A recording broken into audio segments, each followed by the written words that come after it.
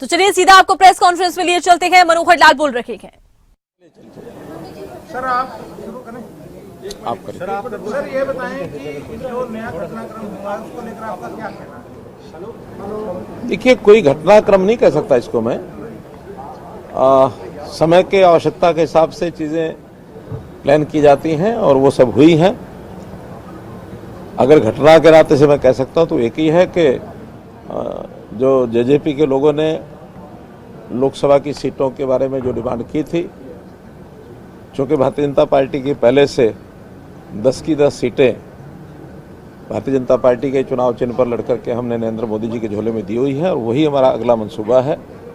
इसलिए केंद्रीय जो हमारा नेतृत्व है उनसे उन्होंने बातचीत की होगी, तो उसमें से उनको हम लोगों ने अपने आप खुद 10 सीटें लड़ेंगे।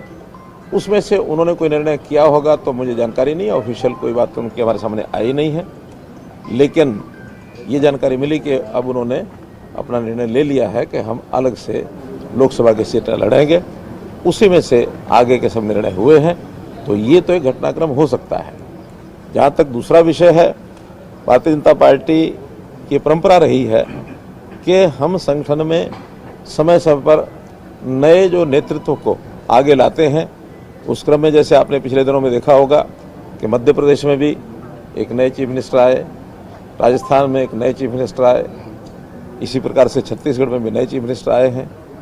ये ठीक है कि वो विधानसभा के चुनाव के बाद आए हैं और अभी चूँकि लोकसभा के चुनाव हमारे एकदम सिर पर हैं और पार्लियामेंट्री बोर्ड ने कुछ इस प्रकार का निर्णय लिया है कि अब नया नेतृत्व इसी समय ला करके, और हम एक हमारे जो पहले सांसद हैं और प्रदेश के अध्यक्ष श्री नायब सिंह सैनी, उनको जो है सब उनकी परामर्श पर और हमारा जो विधायक दल मंडल है उन्होंने नेता चुन करके और आज नए चीफ मिनिस्टर के नाते श्री नायब सिंह सैनी की नियुक्ति की गई है।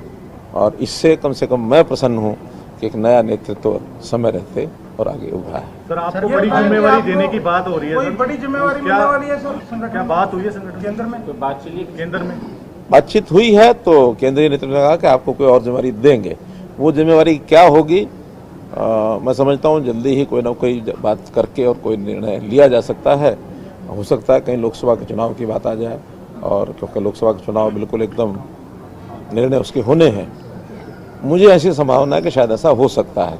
अगर वो होगा तो भी पार्लियामेंट्री बोर्ड जो निर्णय करेगा उसको मैं स्वीकार करूंगा। कल पीएम साहब आपकी बड़ी तारीफ कर रहे थे और आज ये फैसला हुआ, थोड़ा अचंभित करने वाला फैसला लगा पूरे प्रदेश को। नहीं, उस तारीफ का, क्योंकि हमारे पुराने संबंध हैं, उनको अचानक उस विषय की जब याद आई है, जब भी कोई बात मन में आती है वो बोलते हैं। मुझे भी अच्छा लगा है कि पुरानी बातें उन्होंने याद की हैं, लेकिन उस तारीख का इस घटनाक्रम से कोई संबंध नहीं है। कुल मिलाकर के बहुत समय पहले मैंने स्वयं होकर के आगे बढ़ करके कहा था कि हमको कोई नया नेतृत्व जो लाना है समय रहते लाना चाहिए। उन्होंने कहा कि हाँ विचार करेंगे। अब विचार किया है तो उन्होंने बताया कि ऐसा ऐसा हमने विचार कर लिया है और आप अपने विधायक दल में इस विषय को रखिए। मैंने स्वयं विधायक दल की मीटिंग में ये विषय रखा और सब ने बड़ा स्वीकार किया, सर्वसम्मति से स्वीकार करके निर्णय लिया गया कि उनको आज जो है मुख्यमंत्री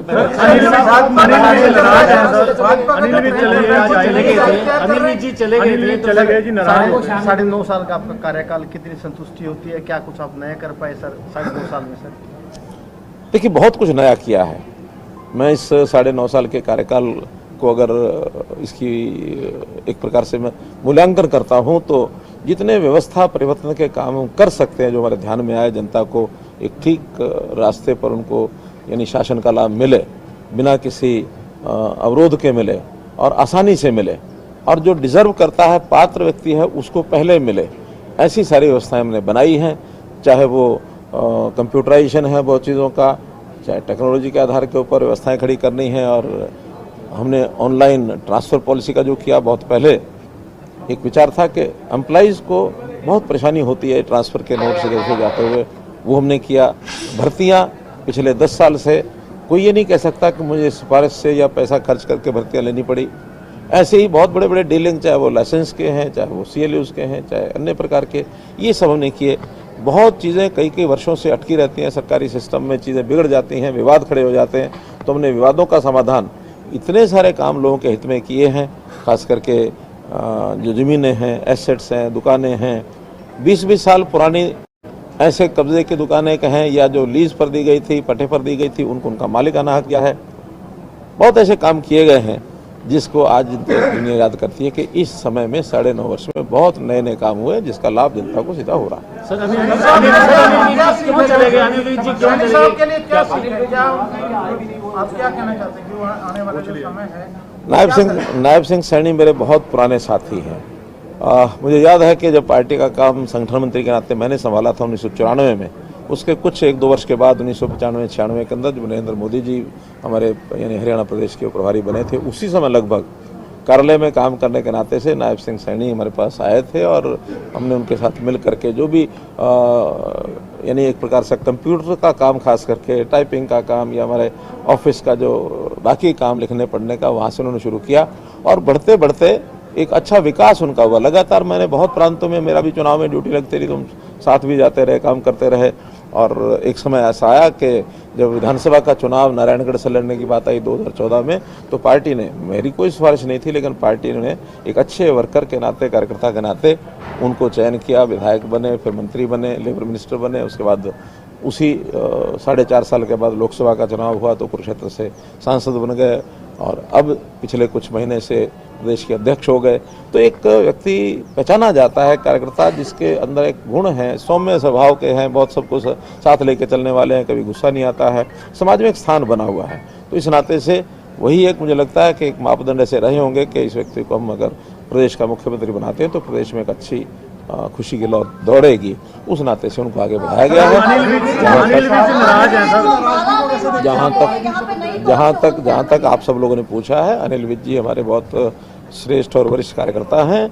मैं 1990 से, इनका संबंध तो हमारा 1996 में आया, अनिल विज का संबंध मेरा 1990 से है। जब वो पहली बार बाई इलेक्शन लड़ाया था उस समय मैं संघ का प्रचारक था और उस समय पूरा जोर लगा करके उनको विधायक बनाया गया था। किसी बात पर नाराज हुए थे वो भी घटना याद है। एक स्वभाव है, थोड़ा नाराज जल्दी होते हैं, लेकिन नाराज होने के बाद बहुत जल्दी ठीक भी होते हैं। कई मौके ऐसे आए हैं जब किसी न किसी बात को लेकर के उनको नाराज़गी जाहिर की है और वो विषय गिनाने की आवश्यकता नहीं है, लेकिन बहुत बार नाराज़ हुए हैं, बहुत बार ठीक भी हुए हैं। तो मेरा भरोसा है कि वो नाराज़गी आज उनकी है। आज हमने बात की थी उनसे, बात करने के बाद उनका अभी तो मेरा मन नहीं है। अब मन नहीं है तो कोई बहुत दबाव दे करके काम नहीं कराए जाते हैं। तो ठीक है, अगर वो चले गए हैं तो हम कल में फिर बात करेंगे, परसों फिर बात करेंगे, हमारे नए जो मुख्यमंत्री बने वो भी बात करेंगे, हमारे केंद्र के नेतृत्व के लोग भी बात करेंगे और मुझे लगता है कि मन उनका साफ है। हाँ, निश्चित रूप से नाम है उनका। कैबिनेट एक्सपेंशन के बारे में अभी और आगे चर्चा चलेगी? जल्दी होगा, क्योंकि अभी तो आज बहुत जल्दी से ये करना था और विशेष तौर पर चूँकि आचार संहिता लगने वाली है। हालांकि आचार संहिता का उस एक्सपेंशन से कोई संबंध नहीं होता, बाद में भी हो सकता है, लेकिन काम रुके नहीं। इसलिए जितने भी प्रमुख लोगों को आज मंत्रिमंडल की शपथ दिलाई गई है, इसके बाद मुख्यमंत्री जी के परामर्श से जो भी कुछ आगे निर्णय होने होंगे केंद्रीय नेतृत्व निर्णय करके उनको बताएंगे। तो सर, अनिल विज साहब जो डिप्टी सीएम उनका नाम था सर, अनिल विज साहब का डिप्टी सीएम के रेस में नाम था कैबिनेट के लिए सर? देखिए, आज मंत्रियों की ही शपथ होनी थी तो मंत्रियों के उसमें था, लेकिन वो नहीं पहुंच पाए तो अगली बार करेंगे। जेजेपी एक बार फिर से सर आलोचना। अब चूँकि ये प्रदेश अध्यक्ष और साथ में मुख्यमंत्री भी हो गए हैं, हमारे यहाँ एक व्यक्ति को एक ही पद मिलता है, तो मुझे लगता है निश्चित रूप से बहुत जल्दी नए प्रदेश अध्यक्ष बनेंगे। अनिल विज की नाराजगी की वजह क्या है सर? क्या इसका राज क्या है सबसे पहले, और दूसरा क्या किसका राज? खुशी इस्तीफा दे? नहीं, हमारे यहाँ जो काम होता है बहुत खुशी होता है। और मैंने आपको पहले बताया, मैंने बहुत पहले, आज नहीं, बहुत पहले प्रधानमंत्री जी को कहा था कि कोई अच्छा व्यक्ति नेतृत्व करने लायक नई पीढ़ी में से मिलता हो तो लाना चाहिए। आखिर 8-9 वर्ष काम करते हुए जो किसी का बेस्ट होता है वो 8-9 वर्ष में यानी डिलीवर कर देता है। हम लोग भी आखिर अपने अपने स्थान पर जो काम करते हैं, हमारी डिलीवरी 2-3 साल 4 साल बाद होती है, तो 4-5 साल बाद या तो तबादला हो जाता है या कोई चैनल बदल लेते हैं या कोई अखबार बदल लेते हैं, सबके जीवन में होता है। जो आज ये परिवर्तन हुआ है, क्या उसकी एक वजह है या क्या वजह है? देखिए, आप कोई शब्द मेरे मुंह में डालेंगे अच्छा नहीं है। आज प्रदेश की जनता यानी इस हमारी काम को लेकर के इतनी संतुष्ट है, प्रसन्न है कि मैं आज दावे से कह सकता हूं कि हमारी 10 की 10 सीटें लोकसभा में आएंगी और आगे विधानसभा में भी हमारी पूरी फुल मेजोरिटी, जो हमारी कमी भी रह गई थी पिछली बार, कमी नहीं रहेगी, फिर से आएगी। तो ये कौन सी बातें आ गई और कहाँ से आ गई, मुझे समझ नहीं आता। सर, नहीं नहीं, आप हाइपोथेटिकल कोई प्रश्न करेंगे, these are not to be answered. ये जो विजेंद्र सिंह गए छोड़ करके, आपको लगता है इसको पार्टी को कोई नुकसान पहुंचेगा? क्योंकि वो कह रहे हैं मेरे जाने से नुकसान होगा, आपका क्या मानना है? देखिए, जो कोई खुद काम करता है वो अपने आप को उस काम के लिए उसका औचित्य ठहराता है, लेकिन मुझे लगता है कि उन्होंने अच्छा कदम नहीं किया, क्योंकि जिस दलदल से वो निकल करके आए थे, हमने तो उस दलदल से जब वो निकले थे बाहर तो उनको कमल की एक कली के ऊपर उनको खिलाया था, और खिलाने के बाद अब वो मालूम नहीं कि बाद में फिर वो मुरझा करके वापस दलदल में जाने की उनकी इच्छा होगी तो वापस दलदल में डूब गए हैं। हम तो दलदल में से निकाल के लोगों को कमल भी दलदल में ही होता है कि उसी कीचड़ में होता है, लेकिन कमल के ऊपर खिल करके ऊपर चढ़ना वो भविष्य का एक द्योतक होता है कि अच्छा भविष्य लेके आएंगे। लेकिन किसी का मन ही ऐसा करे कि मुझे दलदल में मजा आ रहा था, वो दलदल में मजा लेने के लिए फिर चलेगा। ऐसा कोई विषय नहीं था।